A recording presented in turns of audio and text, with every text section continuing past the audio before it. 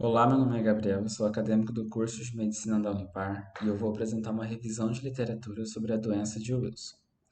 Então, a doença de Wilson é um distúrbio genético, é raro e se trata de um acúmulo excessivo de cobre nos órgãos, principalmente fígado e cérebro.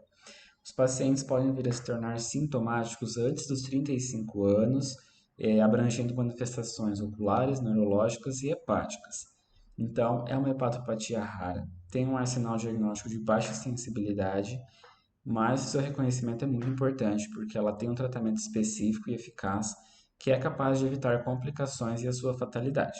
Então, nosso objetivo é revisar a literatura acerca dos principais parâmetros dessa doença.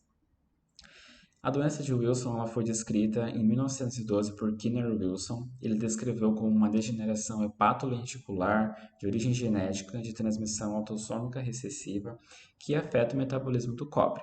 Sabendo que o fígado é a principal via de eliminação do cobre, na doença de Wilson a gente tem uma mutação no gene ATP7B que diminui o transporte do cobre do fígado para a bile. E isso vai aumentar o cobre livre no sangue e vai gerar essa deposição extrahepática.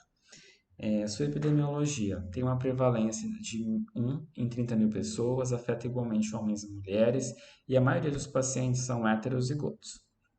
O quadro clínico, então, como eu havia comentado, é muito heterogêneo e abrange manifestações neurológicas, hepáticas, psiquiátricas e oculares.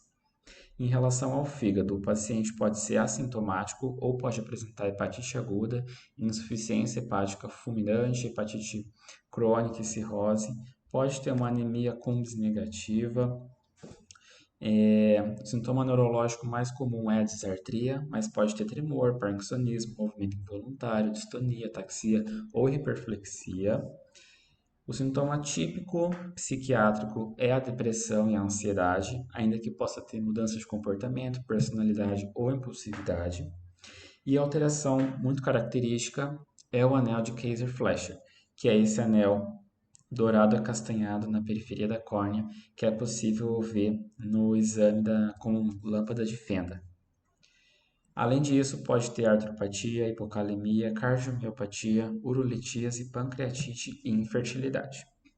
Então, são sintomas diversos e quando a gente tem que investigar, principalmente em pacientes com insuficiência hepática de causa desconhecida e em pacientes com doença hepática e apresentando esses sintomas neuropsiquiátricos. É importante a gente salientar que não há testes diagnósticos específicos, a gente tem que associar a clínica com alguns testes bioquímicos. Quais testes? Ceruloplasmina, cobre sérico, excreção urinária de cobre e concentração de cobre no fígado, além dos marcadores de lesão hepática já comuns. Para auxiliar o diagnóstico, a gente tem um sistema de pontuação de Leipzig, que uma pontuação maior ou igual a 4 já estabelece o diagnóstico. Esses são os parâmetros. Aqui a gente também tem uma biópsia, que pode ser necessária em alguns casos, e um exame de imagem mostrando as repercussões neurológicas.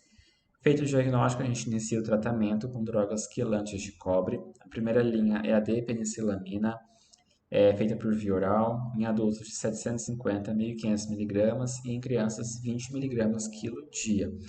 90% dos pacientes vão ter uma melhora hepática com esse tratamento, mas alternativas são a trientina e os sais de zinco.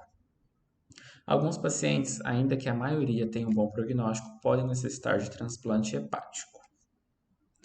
Então, a gente pode concluir que a doença de Wilson é uma hepatopatia genética metabólica, que ela se manifesta de forma muito heterogênea, mas ela está relacionada com complicações graves e que ela pode ser potencialmente fatal.